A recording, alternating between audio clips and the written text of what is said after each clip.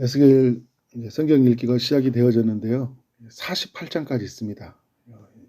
12월 달 거의 말까지 읽게 될 것 같은데 에스겔서를 통해서 우리가 하나님을 깊이 온전하게 만났으면 좋겠습니다.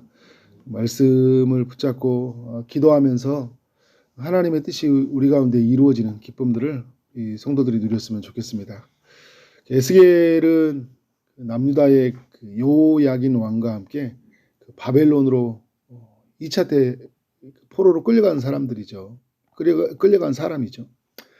1장은 이제 바벨론으로 끌려간 지 5년째가 되었을 때 30살의 나이가 되던 해입니다. 바벨론 그발 강가에서 하늘이 열리고 그래서 천상에서 하나님께 예배드리는 모습을 이 에스겔이 본 이야기예요. 사도 요한이 본 것을 이 에스겔이 본 거예요. 에스겔이 먼저 본 거죠. 사도 요한이 본 게 아니라 에스겔이 먼저 봤어요. 그 전에 보면 이사야 선지자가 스랍들이 이제 하나님을 찬송하는 모습들을 보고 지금 에스겔이 그 모습을 봐요. 2장은 에스겔이 이제 선지자로 부름을 받은 이야기인데 2장 1절에서 이런 이야기를 합니다. 그가 내게 이르시되 인자야 내 발로 일어서라 내가 내게 말하리라 하시며 라고 이야기를 하고 있어요. 하나님의 말씀이 이제 2절에 보니까 들릴 때 놀라운 일이 일어나는데 하나님의 영이 임했다 이야기를 해요. 그래서 여러분 이게 어떤 의미로 받아들여야 되냐면 하나님의 말씀은 항상 하나님의 성령과 함께 한다는 거예요. 그러니까 하나님의 성령의 역사하심이 없으면요 말씀이 내게 들리지 않아요. 말씀을 보고 있지만 듣고 있지만 어떻게 해요? 말씀이 내 귀에 안 들리는 거예요. 하나님의 말씀하실 때 그 영이 내게 임하니까 나를 일으켜 내 발로 세우시기로 내가 그 말씀하는 자의 소리를 들으니 이야기를 하잖아요. 말씀을 듣게 되는 역사가 있는 거예요. 그래서 이 성령의 역사하심은 굉장히 중요한 부분이에요.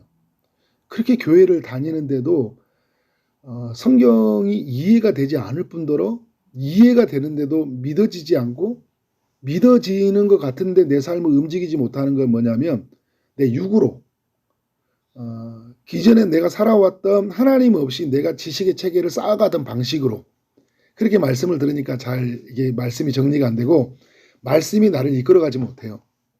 제가 어제도 주의 말씀에 붙잡혀 가라고 이야기를 했는데요. 우리가 하나님의 말씀을 늘 살펴보고 가지만 말씀에 우리가 붙잡혀 간다는 건 쉽지 않은 일이에요.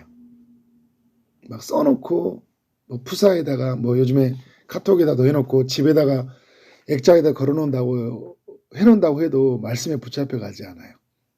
뭐가 역사해야 됩니까? 성령이 역사해야 되는 거예요. 그래서 항상 하나님의 성령을 구해야 돼요. 오늘 여러분 이 자리에서도 말씀을 들을 때 성령이 작용하셔야 되거든요.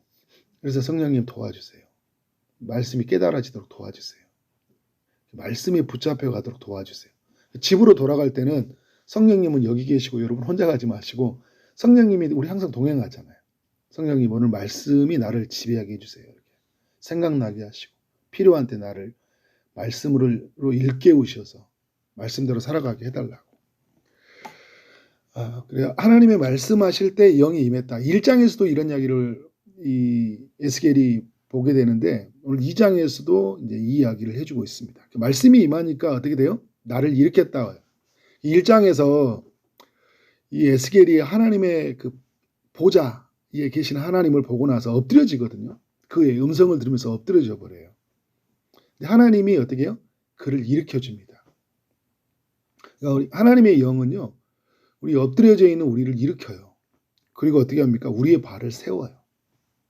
우리의 발을 세운다라는 것은 주님이 이제 우리의 발을 어디론가 움직이시겠다라는 거예요. 전에는 나를 위해서 살았죠. 에스겔의 입장에서는 어떤 삶을 살았을까요? 포로로 끌려왔어요. 그리고 그는 이제 원래는 제사장 가문에서 제사장으로 살았던 사람이에요. 근데 여러분 포로로 끌려온 순간 그 모든 것이 다 사라졌잖아요. 포로 생활을 해야 돼요. 이제 내가 뭘 해야 될지를 다 잊어버렸어. 근데 주님이 어떻게 해요? 그를 일으키는 거예요. 그의 발을 세워서 어디를 향하게 할까요? 이제 주의 뜻을 담고 말씀을 받아서 이제 말씀을 흘려보내는 자리로 주님이 그를 인도하실 거라는 거죠. 거기서 뭐가 중요하단 거예요? 하나님의 성령이 임하는 게 중요한 거예요. 성령님이 역사하는 게. 그래서 여러분 3절에서 이런 이야기를 하죠. 내가 이르시되 인자야 내가 너를 이스라엘 자손 곧 패역한 백성 나를 배반하는 자에게 보내노라 그들과 그 조상들이 내게 범죄하여 오늘까지 이르렀나니 이야기를 하고 있습니다. 누구에게 보내고 있습니까? 이스라엘 자손, 패역한 백성, 나를 배반하는 자, 조상 때부터 범죄하여 오늘까지 죄를 짓고 있는 사람들, 뻔뻔하고 마음이 굳은 사람들에게 누구를 보내고 있어요? 에스겔을 보내고 있는 거예요. 이 사람들이 지금 어디에 있습니까? 지금 바벨론에 있는 거예요. 바벨론에 포로로 끌려왔잖아요. 그 포로된 백성에게 하나님의 말씀을 전하라는 거예요. 하나님이 어떻게 일하시냐면 지금 포로로 끌려오지 않는 사람은 남유다 백성이 남아있죠. 거기에 누가 선지자로 있죠? 에레미야가 있잖아요. 얼마 전에 봤잖아요. 에레미야를 통해서 하나님이 말씀하셔요. 포로로 끌려온 사람 중에는 먼저 1차 때 끌려온 사람 누가 있죠? 다니엘과 세 친구가 있죠. 다니엘이 하나님께 선지자로 부름을 받아요. 다니엘은 어디에 있습니까? 왕궁에 있어요. 왕궁에서 하나님 말씀을 전하는 사람이 있고 그발 강가에 이제 바벨론 그발 강가를 주변으로 그 남유다 백성들이 이주해서 살고 있는데 그 그발 강가에 이주해 있는 이 남유다 백성들에게 이제 누가 말씀을 전하느냐? 에스겔을 통해서 하나님 말씀을 전하는 거예요. 그럼 에스겔은 언제 왔다고요? 2차 때 끌려왔잖아요. 그러니까 앞으로 한 이제 그 전체가 예루살렘이 망하기 전에 7년 전 정도가 전에 부름을 받은 거예요. 7년 전에 부름을 받으면서 지금 이제 이 바벨론의 포로로 끌려온 사람들에게 이제 일단 이 에스겔이 해야 될 일이 뭐냐면 이야기하는 거고 또 한편에서는 이제 유다 백성들의 측면에서 어떻게 해요? 그들을 향한 말씀이기도 한 거예요. 그리고 이제 다 끌려왔을 때 이제 이후에 이 에스겔의 흐름은 이제 뭐냐면 다 끌려왔잖아요. 그때 이제 하나님의 메시지를 줘요. 근데 여러분 처음에는 어떤 메시지를 주냐면 강력한 심판의 메시지를 줍니다. 그래서 심판을 당한 이제 유다 백성들에게 또 뭘 주냐? 그때 회복의 메시지를 주는 거예요. 마른 뼈가 살아나는 현상, 그 다음에 성전에서 물이 흘러나오는 현상을 주시는 거예요. 또 오늘 이제 하나님이 에스겔을 통해 주는 말은 뭐예요? 그들에게 하나님의 메시지를 전하는 건데 그 메시지는 굉장히 이제 좀 이따 그 부분을 제가 말씀을 드리고요. 주님이 이 뻔뻔하고 마음이 굳어있고 패역한 백성들, 오늘 말씀에 보면 패역하다를 굉장히 반복을 많이 하거든요. 근데 그 패역한 족속이 5절에 보니까 그들이 듣든지 아니 듣든지 그들 가운데 선지자가 있음을 알지니라. 하나님이 너를 선지자로 세웠으니까 말씀을 전하는 사람을 세웠으니까 그들이 어떻게 너에게 반응하든지 너는 선지자로서 너의 역할을 다 감당하라라는 거예요. 여러분 이건 뭐 저에게도 굉장히 중요한 이야기죠. 성도들이 말씀을 듣든지 아니 듣든지 저는 어떻게 돼요? 계속 말씀에 붙잡혀서 말씀을 선포하는 거예요. 주님이 주시는 말을 계속 하는 거죠. 근데 어떤 일이 있냐? 6절에 보니까 두려워하지 말라라는 이야기를 이제 몇 번을 반복하거든요. 가시와 찔레와 함께 있으며 전갈 가운데 거주할지라도 굉장히 위험한 상황에 처한다라는 거죠. 말씀을 전하면 사람들이 축복해 줄 것 같은데 말씀을 전한다는 건 이건 뭐가 있냐면요. 굉장히 우리가 위험한 상황에 처할 수 있다. 왜냐하면 사람들이 말씀을 거부하니까. 그래서 믿는 사람들에게는 이 말씀은 되게 은혜의 소식이지만 믿지 않는 사람, 패역한 사람, 마음이 뻔뻔하게 굳은 사람들한테는 이 말씀이 거치는 거잖아요. 그러니까 여러분 예수님을 십자가에 못 박아버리잖아요. 스데반을 돌로 쳐 죽여버리잖아요. 사도 바울을 목을 베어버리잖아요. 말씀을 전한다는 것은 굉장히 그렇게 위험한 일이에요. 근데 뭐라고 하냐면 주님이 두려워하지 말라라는. 왜 두려워하지 말라고 할까요? 주님이 함께 하시기 때문에. 그의 영이 임해서 어떻게 그를 일으키시고 그의 발을 세우신 주님이 너와 함께 하겠다라는 거죠. 또 말을 해요. 그들은 패역한 족속이라 그들의 말을 두려워하지 말라. 사람들이 말로 엄청 공격하거든요. 말로 엄청 공격을 해요. 근데 그 말을 두려워하지 말라는. 왜?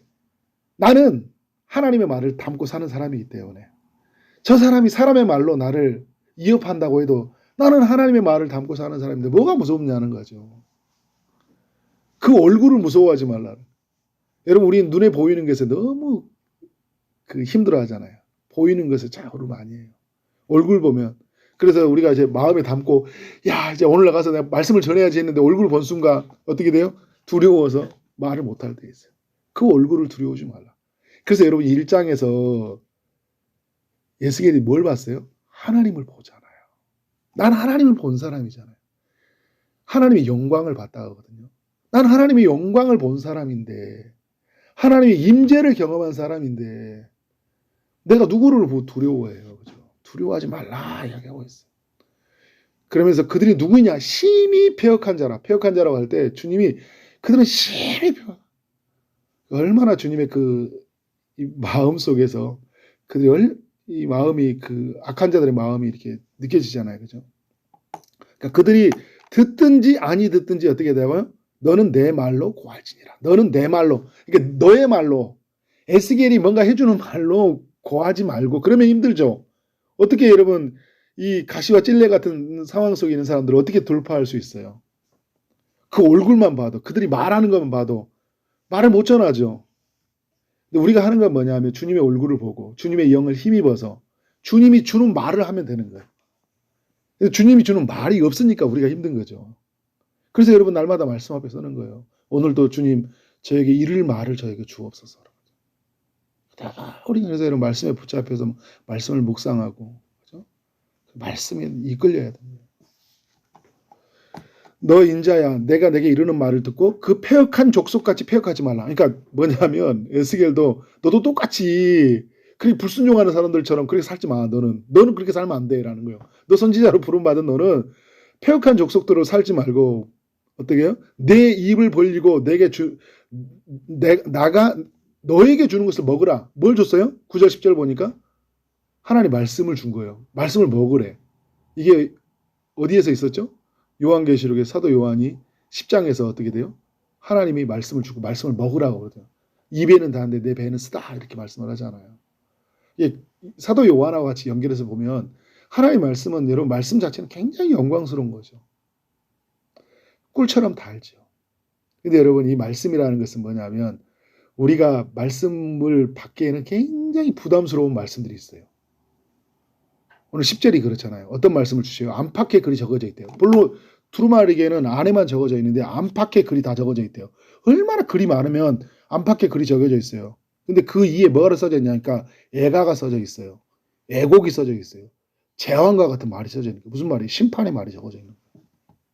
심판받는다 라는 말이 적어져 있는 거예요. 굉장히 마음을 무겁게 하는 말이잖아요. 그러니까 어떻게 돼요? 사도 요한의 말로 표현한다면 쓴 거예요. 속이 아픈 거예요. 근데 여러분 우리가 이 말을 어떻게 해야 돼요? 마음에 새겨야죠. 그래서 우리가 어떻게 해야 돼요? 때로는 다른 어떤 사람들에게 해야 될 말을 해야 되는 거예요. 무거운 말도 해야 되는 거예요.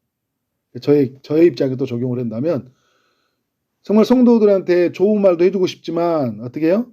필요한 말을 꼭 해야 된다는 거죠. 죄에 관한 말, 그죠? 불순종에 관한 말, 패역한 우리, 마음이 굳어있고 뻔뻔하게 살아가는 사람들의 마음을 일깨우는 말을 해줘야 되는 거예요. 거기서부터 치유가 일어나잖아요. 내가 죄인인 줄 알아야지만 구원자를 만나게 되잖아요. 내가 죄인인지 모르면 어떻게 돼요? 구원자를 만날 수가 없잖아요. 근데 여러분 여러분이 이제 하나님이 이 시대의 선지자처럼 여러분을 파송하잖아요. 말씀을 왜냐하면 이 시대에 우리가 선지자는 아닙니다. 여러분 선지자적인 역할이에요. 선지자라는 말을 함부로 쓰면 안 됩니다.